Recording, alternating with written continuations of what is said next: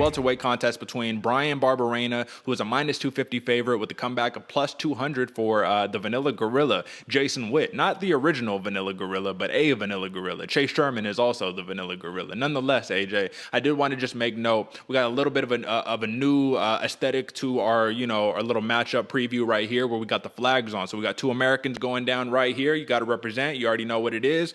But let's talk about it, AJ. This is going to be an interesting matchup because Jason Witt is coming off of a 16-second knockout loss to Matthew Semmelsberger, which was very devastating, bad for morale, all that good stuff. But he's looking to get back, and this dude is very skilled, man. That performance was not indicative of who he is as a fighter. I want to ask you this, man. Bryan Barberena, he's a name. He's been around for a long time. He's 6-5 in the UFC. But what do you think about him in and of itself, man? He's fought real high level opposition and hasn't been on the good end of that side, but at the end of the day, he's a gamer and he's coming to knock you out. His nickname is Bam Bam, and that's also tied to Avasa right there. But I'll just say, man, this dude deserves the nickname because it's either go out on the shield or win by the shield. Just give me your take so far on Bryan Barberena specifically. Yeah, man. Like you said, Bryan Barberena, he's fought some absolute killers in his UFC tenure. Not necessarily been on the winning side of most of them. But the fact is, he's still able to stand in there and bang with some of the best, all right? Often overlooked by most people in the welterweight division, but Barberena is an absolute scrapper.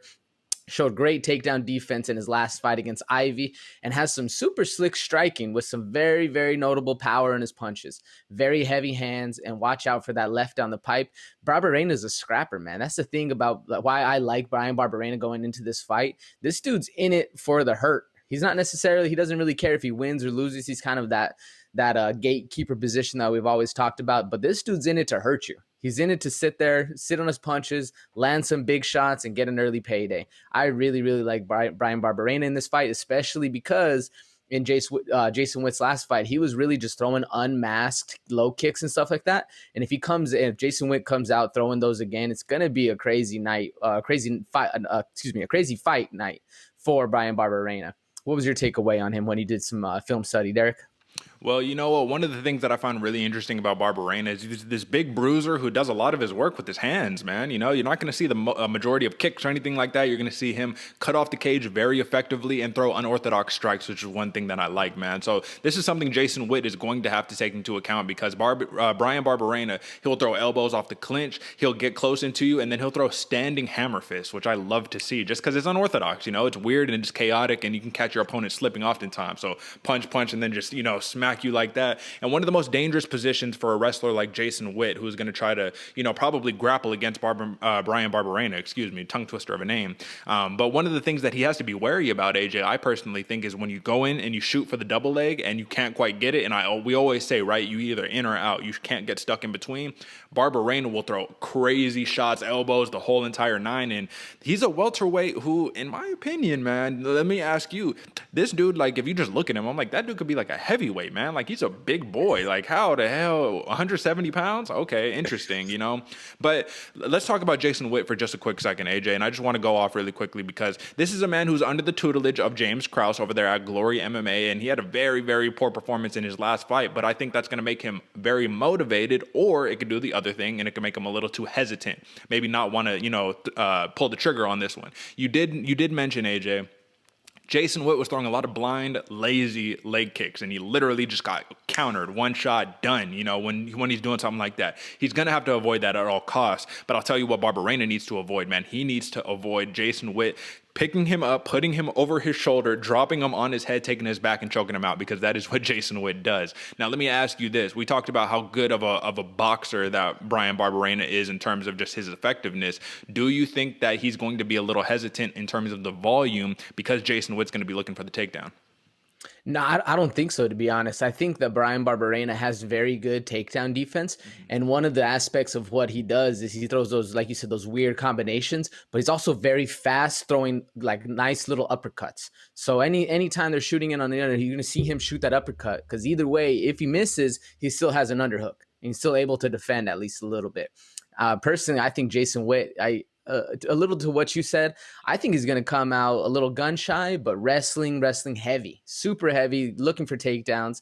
And I also kind of think Bryan Barberena knows that, especially after getting KO'd how he did, Witt KO'd how he did in the last fight. I think it's going to be game plan is going to be wrestling heavy, take Barberena down, put him on his back, and go forward. I definitely don't think we're going to see any of those big looping punches that Jason Witt likes to throw. I think James Krause is going to be able to get him a little more focused in, a little more tight, and a little more game plan heavy.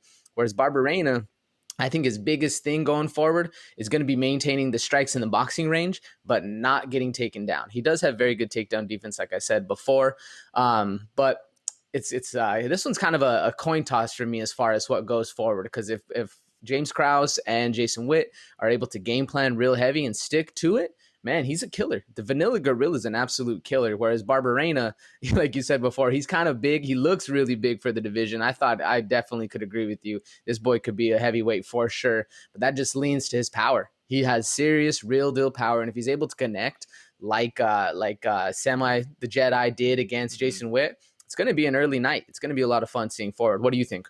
Well, I'd agree with a lot of what you said, basically all of it in its reality, but I did want to ask you, man, obviously Barberena has the advantage on the feet, Witt has the advantage on the ground, but I did want to ask a possible scenario of, let's just say they're swinging and banging, man.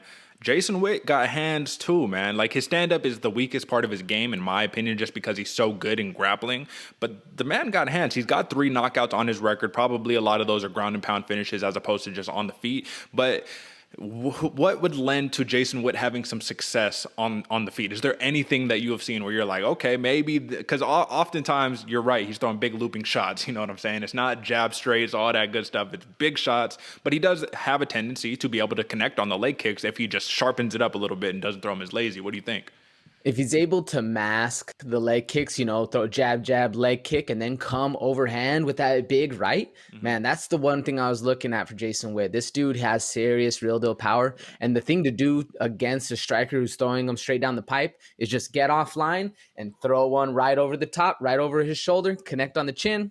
It's an easy night. And that's how I see Jason Witt doing it. If he's able to do that, maybe pressure the wrestling a little bit, get on the inside, duck underneath, and throw that overhand right, I think that's the one way where Jason Witt has the striking advantage. Other than that, I see Barberena having the advantage. What do you think? No, I'm with you on that one. I think that Jason Witt needs to get the fight to the ground as soon as possible, not even risk it getting just starched out by Barberena, because he will cut you off and he will make you fight his fight. And that's one of the best things that I enjoy about Bam Bam Barberena. At the end of the day, man, let's talk a couple of accomplishments. Both of these dudes are former regional champions, which is really, really dope. But Jason Witt, he was a regional champion and who defended his belt 4 times, which, like I said, you defend your belt 4 times anywhere. That's impressive. You know what I'm saying? Because you're at the top of the heap. Lastly, both of these dudes are fast finishers, man. Bryan Barberena has 4 first-round finishes. Jason Witt has 7 of them, man. So this one could go really, really quickly, or, this thing can go really, really late. We'll see what happens. But I guess let's just give our picks on this one, AJ. Who do you have and why? Yeah, this one's a coin toss for me, Derek. I'm going with Bryan Barberena by decision, just because I think it's going to be a long, gritty fight. I'm expecting Jason Witt to get a takedown, if not multiple, as well as Barberena to piece him up in the stand-up. I think Barberena is going to lean a little bit more on the experience and outwork Witt when the rounds get longer and the fight gets deeper. So I'm going Bryan Barberena by decision. Who you got, Derek, and why?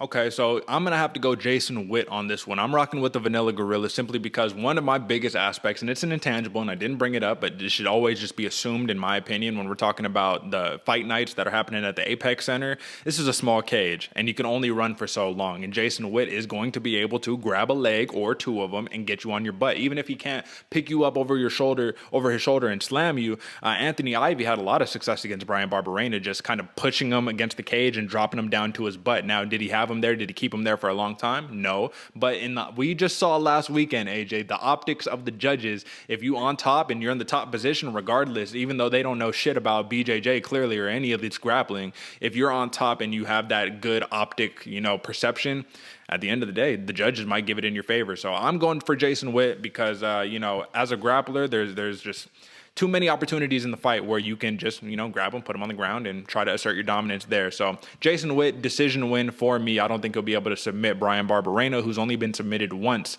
in his 7 career losses. So with that being said, Age.